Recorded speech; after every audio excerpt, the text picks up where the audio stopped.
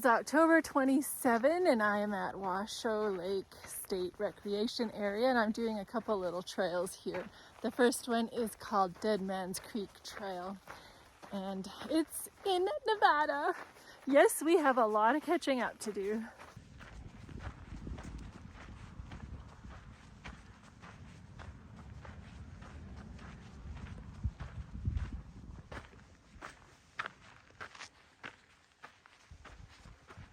It's steep already. Ah, yes, it is a loop trail. I'll go this way first.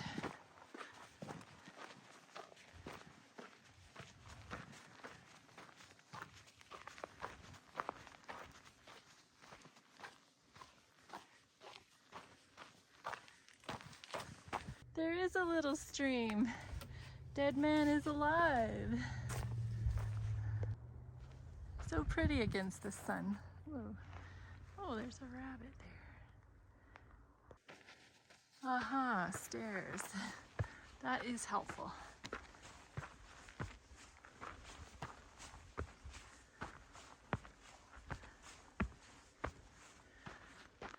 Oh, admittedly, this is gorgeous. Wow.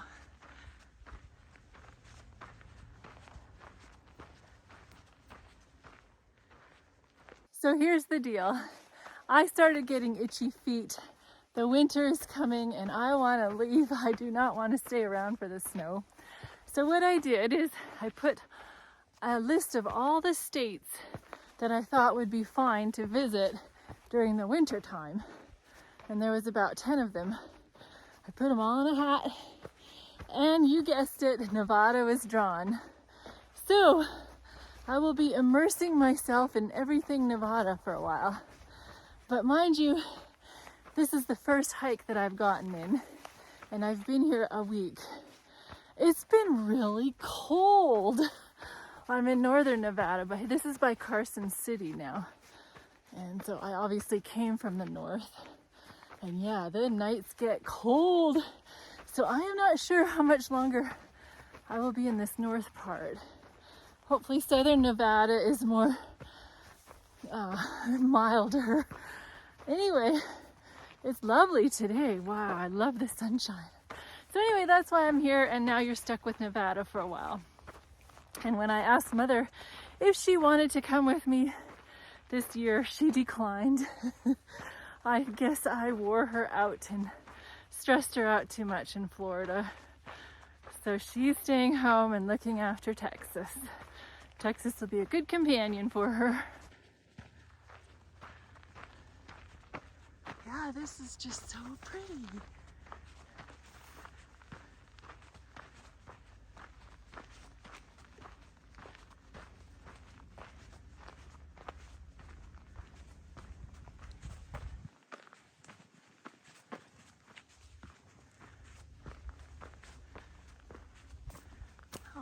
What's this bench for? Just to look at the bridge.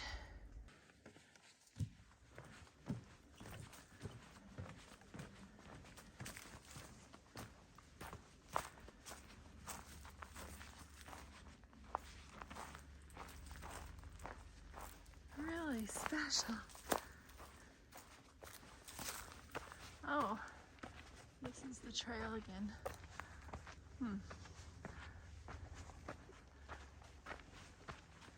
Now, speaking of Miss Texas Star, she is not turning out to be the perfect dog after all. Thankfully, we were able to get her fixed and she had no more puppies in her, but she has gone very obstinate. And yeah, when her puppies were all given away, of course she went looking for them, and we hate to tie her up, we just hate to, but sometimes we do in the evening and the night. But some people found her on the road a couple times and picked her up, and so we had to, that was a real rigmarole. But she seems to be staying home now very nicely. But she loves to take our things. She'll take our shoes and hide them. We never know where we can find our shoes. And yeah, it's very concerning to Mother. I wouldn't be surprised if she's not there when I get back. I mean, I love her, but yeah, she took my helmet. See that shed over there? She drug it all the way, or carried it, or whatever, my helmet to her spot here, and she wrecked my helmet. This is her area where she likes to collect things. She likes to bring shoes here, and there's the rascal right there.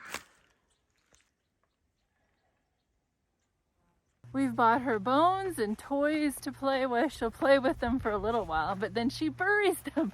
She buries everything. We cannot please that girl. She just is a handful. So what do? Poor mom is running low on patience. I don't know, this trail isn't very well marked. I don't know if I'm on the trail I'm supposed to be on, because I do know I'm supposed to be up there. So it looks like there's a trail that way. Nevada State Parks has a really neat thing. You can buy an annual pass, which includes camping, for $250. So I did that. And that's what my itinerary is going to be through Nevada, is basically park hopping and exploring little towns and stuff in between, but because I'm clueless as to where to go.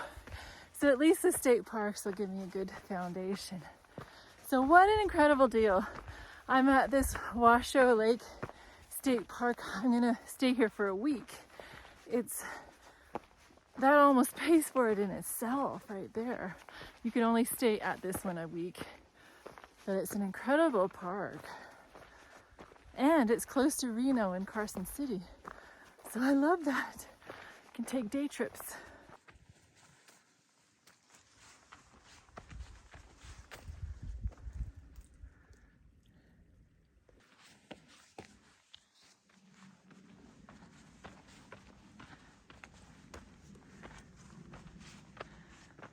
See, I was on that pathway over there, but I know that's not Deadman's Creek. Wish I knew what it was. But they do not have it marked out very well.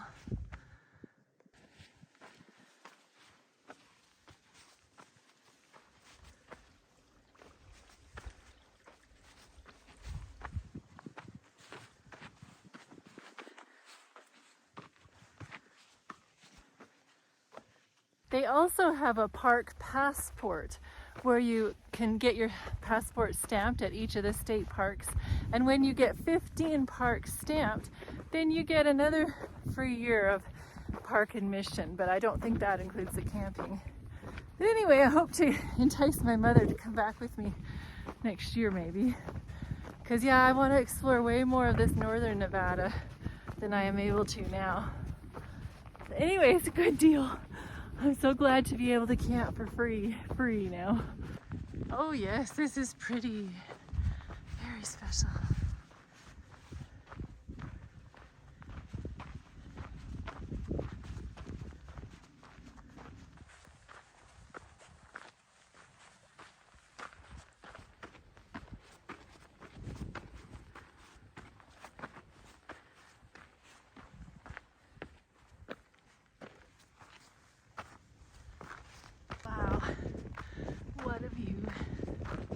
There's my campground.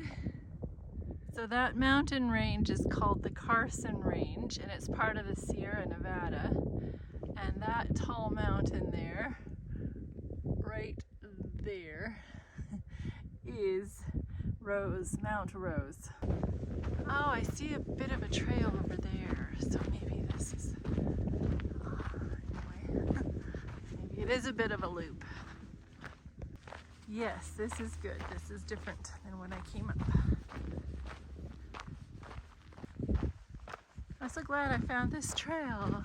So I could have stayed on that trail, I guess. I just needed a bit more patience. Have you heard of YouTube Shorts? Well, it's fairly new, but well, not really that new, but I'm just slow at getting on it.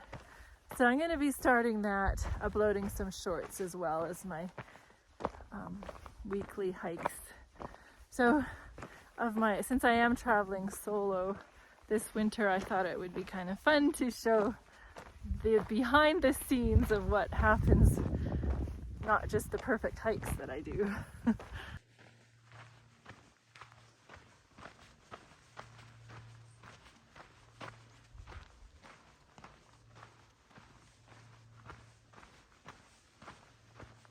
There are, of course, rattlesnakes in Nevada, but I think that it is too cold for me to see any right now. Maybe further on down south I will, but I think I'm pretty safe now. I woke up to -7 degrees Celsius a number of times since I've been here, and I'm sleeping in my car in case I didn't mention that. A couple of huge logs at the entrance to the trail.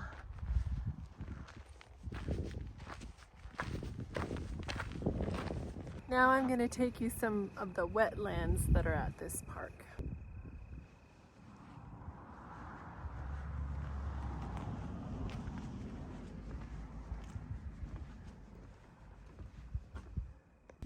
I think there's about a mile-long trail here.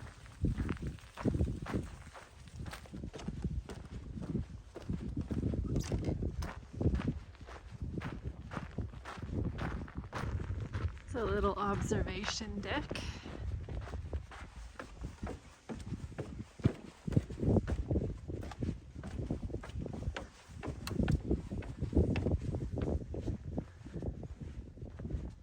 But the water's still really far away. This is a non-equestrian use trail, so there's obviously wild horses around.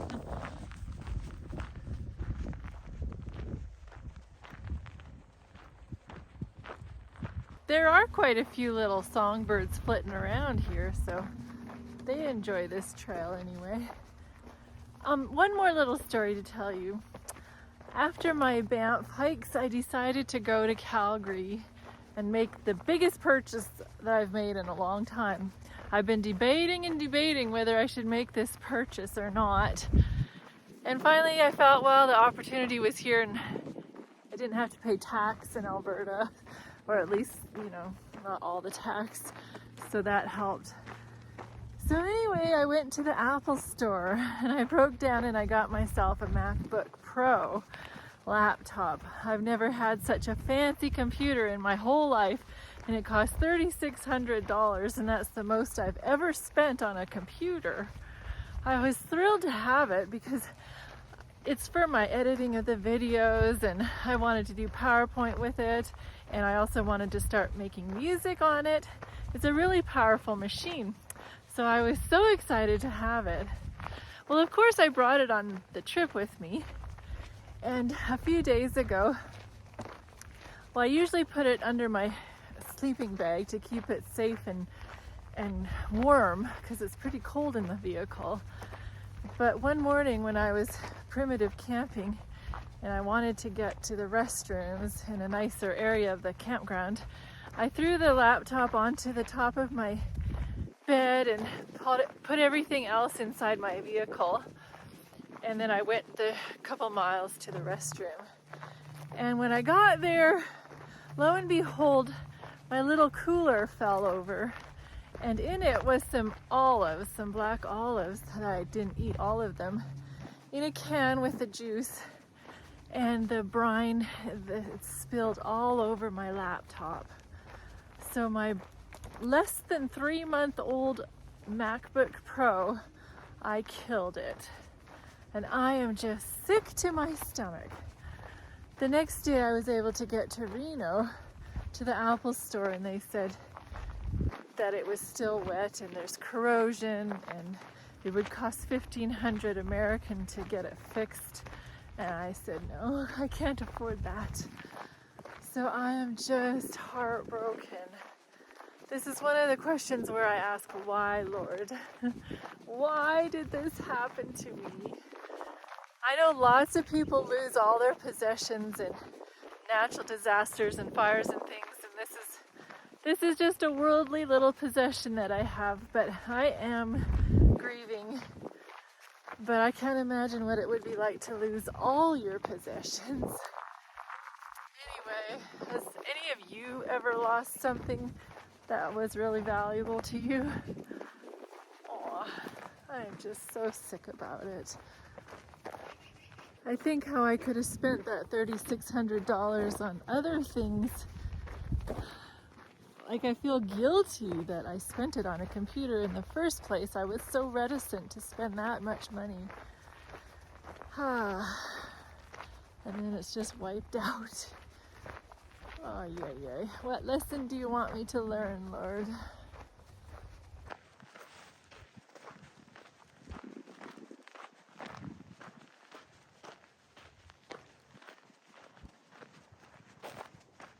That was a little stroll. I'll take you back to the campground now and show you where I'm camping, and then I'll tell you a bit about the park, and that will be good for the day. Oh, no way. I found the wild horses. Oh, that's cool. And that's where I was. All right, so this is my home sweet home for a week. I like it. It's private. It's got lots of trees, but that means no sunshine, not much, but can't have the best of all worlds. And it's close to the washroom, and it's right beside the water hydrant. So yeah, it's really good. For thousands of years, Washoe Valley and Washoe Lake have provided a home and livelihood to a variety of human cultures in this otherwise hostile land. This valley and lake are named for the Washoe Indians, who spent their winters as family groups in the lowlands of this valley. Using willows and cattails from the wetlands of Washoe Lake, they would make elaborate baskets. In the spring, they would gather at the Big Lake, Tahoe, for fishing and tribal meetings. In 1859, silver was discovered in the nearby Comstock lode, bringing thousands of miners, loggers, and traders to this valley. Franktown, Ophir, Washoe City, which was then the county seat, and Lakeview were created to provide raw materials and services to the mines in Virginia City, a few miles northeast of here. By the late 1870s, the boom was over, and the towns of Washoe Valley were quickly abandoned. Those who remained turned to ranching and farming. In 1872, the Virginia and Truckee Railroad first began service through this valley on its way from Reno to Carson City. The Bowers Mansion, a popular summer resort in Washoe Valley, became one of the major stops along the line. The V&T ran continuously until 1950. Today, Washoe Lake is still a gathering place. Developed as a state park in 1977, the park hosts nearly 250,000 visitors each year. It is a popular spot for people who enjoy water sports, camping, picnicking, hiking, horseback riding, and watching wildlife. Washoe Valley is internationally listed by the Audubon Society as an important bird area, which designates an area as critical for bird conservation. It lies in a transition zone between the Sierra Nevada and the Great Basin, so there is a greater diversity of birds.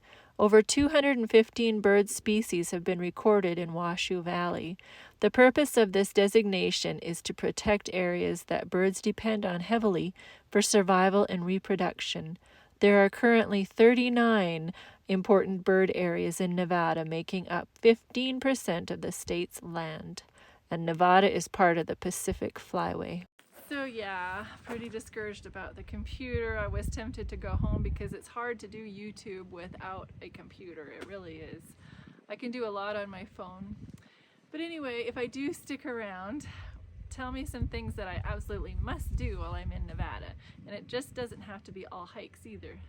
If there's other neat places to explore, let me know. Thanks for watching.